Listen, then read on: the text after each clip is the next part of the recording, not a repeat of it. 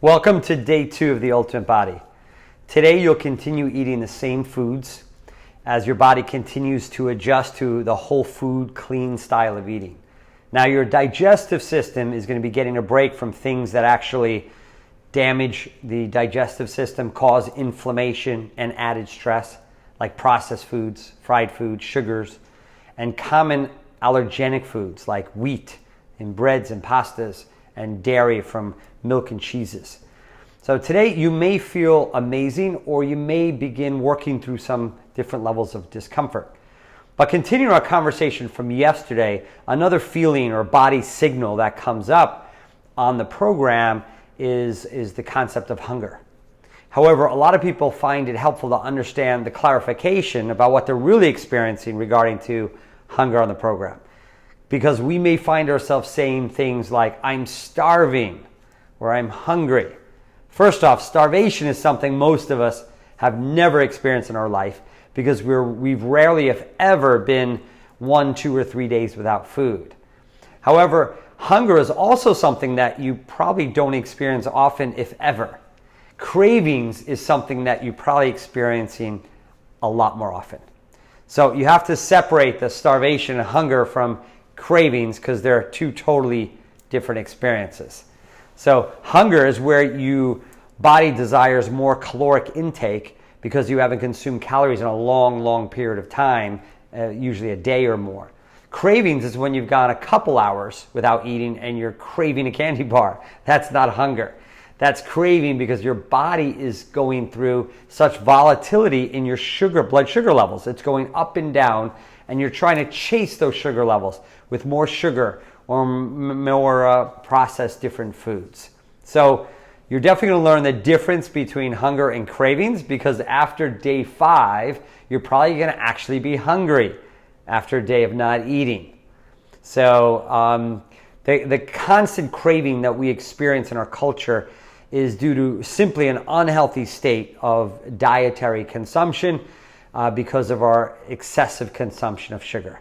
So we really just want to be self-aware of the difference between cravings and hunger. And you'll notice that over the next 3 days, by day 4 or 5, your cravings will be coming down. After you eat on day 6, you'll be full. You'll reach a point of satiety or comfortable after eating, and you won't have cravings for days. So on the journey that we're on, we have to focus on the outcome that we're looking for, the why that we mentioned yesterday. We don't want to focus on just the journey, because the journey itself is on the way to get the results that we want, right? So if we want a great body, we're going to the gym and we may be sore for a couple of days. Likewise, if you want great health, you may experience some body signals on the journey to gain great health. So you may experience a symptom here or there. So some of you look at it like, I'm never doing this again because I had symptoms. Other of you look at it saying, I think next time it's going to be a lot easier because I'm learning how to function and reach an optimal state of health. So to expand on another thing that you may be experiencing is what happens when you start drinking a lot more water. Again, we want you drinking half of your body weight in ounces of water a day minimum. But the reality is most people in our country are dehydrated. They're just not drinking enough water. So when you're not drinking enough water, you have the instinct of thirst, as you're well aware of. But the area of the brain that controls thirst is the same area of the brain that controls hunger. And after not drinking water for a long period of time, you can actually get confused where you're actually thirsty, but you grab sugar or a candy bar when all you need was water. It can cause a craving. Therefore, dehydration can literally cause weight gain, believe it or not. So make sure during the program you're drinking enough water. Initially, when you start drinking a lot of water, more water than you're used to drinking, your body doesn't necessarily know what to do with it. So it goes straight to the kidneys, to the bladder, and it comes out of your body. And you may be saying, I can never do this much water because I'm urinating every hour. Well, give it 2 or 3 weeks, and the excess water that you start drinking during the program will start going to your muscles. Your muscles will be more flexible, feel really good. It'll go to your gut, and it'll clear up constipation. It'll help with your skin. Acne will go away. The water goes to the heart, making it function better. It goes to the kidneys, so the kidneys can filter all those toxins out of the body and excrete out the urine using the water that you consumed. The water goes everywhere. But in the beginning, your body's confused about where you're dumping so much liquid, so much fluid, so much water into the body, and it just comes out the urine. That's not what will happen about 2 or 3 weeks from now, but right now, you just got to get through it. Your body's not used to it. I usually have a 500 milliliter water bottle, a glass water bottle that I have by my bedside. I drink a full one. I also drink a full one when I first rise in the morning with a pinch of sea salt and 500 milliliters of water. And then I drink at least 2 more during the day at work. So a minimum of 4 500 milliliter glass bottles a day. And that'll get you a baseline.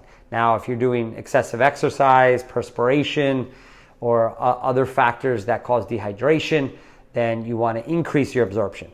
Caffeine causes, as a diuretic, and causes more water loss, so you want to increase if you're drinking caffeine.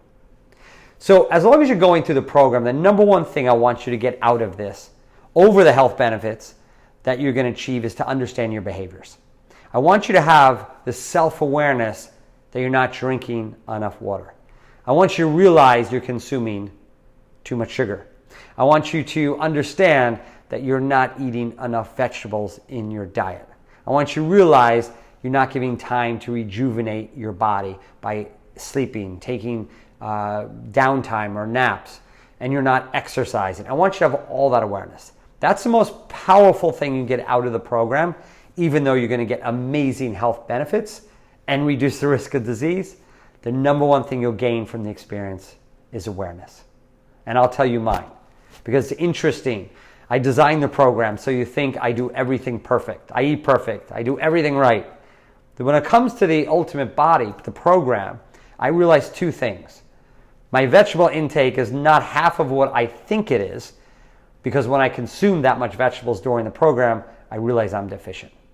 And I'm also not drinking enough water. It's such an awareness.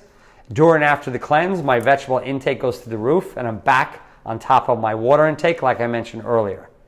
Of course, we all slide off during time of our normal program, which requires us to do the Ultimate Body twice a year, just for the awareness, or what we call the reset. We're literally resetting our habits and our health a minimum of twice a year. So this is a good time for all of you to reset. You don't feel guilty, you don't feel wrong. Just say, I'm going to reset every 90 days or at least every 6 months, and you just reset again. We fall off and we just get back on. So it should be an inspirational cycle throughout the year. Don't judge the program, just gain awareness and enjoy it. The last thing I want to talk about is your first lifestyle lesson. So along with experience the benefits of doing the cleanse, we have provided you with some really impactful exercises to explore lifestyle changes during the program. I want one of your first awarenesses to be the things that you're putting in your body that are not actually food. They're synthetic. They're man-made. They're actually chemically based, but they're wrapped up in a bag or a box, and they could live in your cupboard for over 20 years without going bad. It's not food. It's synthetic stuff designed to taste good. So start looking at the stuff that you're eating that's not food, and just start taking that out of your life, removing it from your cabinets. Hopefully, half of it will never come back into your life. Or even better, make the goal of having your home be a place where you only have access to real food. And of course, when we go out in the world, we're always going to be exposed to non-foods that we have to manage. But we want to set you up for success in your home as a minimum. So I want you to look at this reset program as how are you going to show up on your next Ultimate Body program. And every time you do another Ultimate Body cleanse and reset, you're going to be healthier and healthier and healthier. Excellent. Okay, so tomorrow you'll be eliminating all foods except fresh foods, fresh fruits, and freshly, maybe lightly steamed vegetables, non-starchy vegetables. So there's no potatoes or heavy starchy vegetables. And in order to keep your sugar intake low, you'll want to keep your fruit intake to 1 to 2 servings because fruit has sugar in it. This will allow your digestion to start slowing down so your body can focus less on digesting and more on clean up and repair. You should be proud of your continued commitment to your health and know that this is tried and true process. And helping you learn these lessons and making these behavior changes can impact your life for so many years to come. Keep up the great work. We'll see you tomorrow.